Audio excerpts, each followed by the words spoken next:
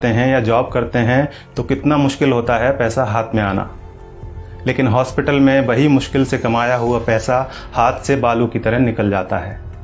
फिर भी हम सभी अस्पताल में जितना पैसा मांगा जाता है खर्च करते हैं। अगर किसी के पास पैसा नहीं होता तो वो उधार लेता है, लेकिन इलाज तो करवाता ही है। अस्पताल में पहले दिन ही सबसे ज़्यादा टेस्ट होते हैं, कुछ सर्जिकल आइटम्स भी खरीदे जाते हैं, इसी दिन सबसे ज़्यादा दवाइयाँ लिखी जाती हैं। हॉस्पिटल में कुछ पैसा एडवांस के तौर पर भी जमा किया जाता है। हमने भी वही सब किया, हमें भी दवाइयाँ लाने के लिए कहा गया।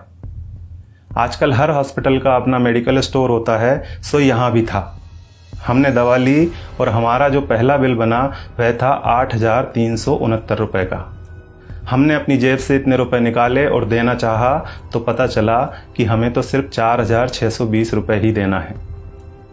क्या आपके साथ ऐसा कभी हुआ है कि आपने 8,300 रुपये की दवाइयाँ खरीदी हों और किसी अस्पताल ने आपको 4,600 रुपये ही लिए हों? शायद नहीं। हमारे साथ भी पहले ऐसा कभी नहीं हुआ था। अब यह बिल देखिए, दवाओं की कुल कीमत है 8,369 रुपये, जिसके नीचे लिखा है डिस्काउंट 3,748 रुपये। नेट अमाउंट है 4,600 रुपये, जिसका भुगतान हमें करने के लिए कहा गया। ऐसे हमारे पास और भी कई बिल हैं। हमने 5 दिन एडमिट रहने के दौरान वहाँ से कई बार दवाइयाँ खरीदी और हर बिल पर हमें छूट मिली। सबसे बड़ी बात यह थी कि ये डिस्काउंट हमें मांगने पर नहीं मिला था, यह बिना मांगे, हमारे बिना आग्रह किए पूरे सम्मान के साथ हमें दिया गया था, क्योंकि ये डिस्काउंट वहाँ उनके बिलिंग सॉफ्टवेयर में ही फीड कर दिया गया है। और आप यह जानकर हैरान होंगे कि डिस्काउंट का प्रतिशत 2, 4 या 10% नहीं है, यह बहुत ज़्यादा है।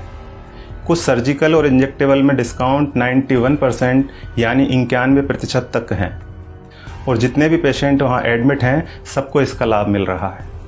अब आपके मन में सवाल उठ रहा होगा कि ऐसा क्यों? हम भी यही सोच रहे थे कि आखिर ऐसा क्यों। तो हमने डॉक्टर साहब से सीधे पूछ लिया, क्योंकि इसका जवाब तो वही दे सकते थे। फिर उन्होंने हमें बताया कि क्यों उनके अस्पताल में इतना डिस्काउंट दिया जाता है। उन्होंने हमें समझाया कि MRP का खेल क्या होता है। एक उदाहरण के तौर पर उन्होंने बताया कि एक इंजेक्शन 270 रुपये का आता है और उस पर MRP आती है 1,000 रुपये।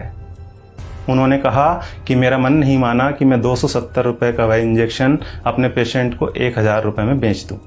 मैं डॉक्टर हूँ, मुझे अपनी फीस और मेरे हॉस्पिटल की दूसरी सेवाओं का चार्ज मरीज से लेना है। 270 रुपये का इंजेक्शन 1,000 में नहीं बेचना। ये बात तो हुई डॉक्टर संजय कुमार के नैतिक मूल्यों की।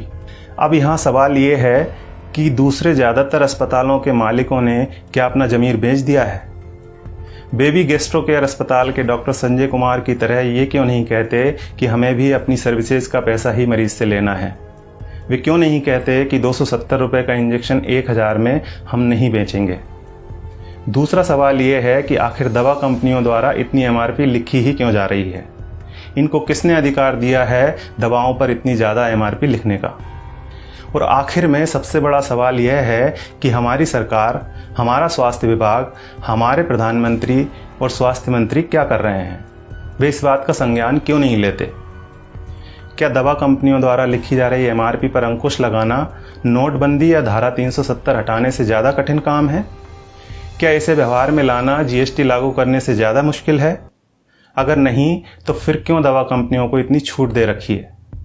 उन्हें इस बात को संज्ञान में लेना ही चाहिए और जल्दी से जल्दी MRP पर अंकुश लगाना चाहिए। जब तक ऐसा नहीं होता है तब तक आपको और हमें अपनी आवाज़ उठानी ही पड़ेगी, और ये इतना मुश्किल भी नहीं है। हम सबको बस इतना करना है कि अगर 270 रुपये का इंजेक्शन हमें 1,000 रुपये में दिया जा रहा है तो हमें कहना है भैया 300 लगा लो, चलो भैया 400 ले लेना। इसके साथ ही एक काम और करना है, और वो ये है कि इस वीडियो को ज़्यादा से ज़्यादा शेयर करना है। धन्यवाद।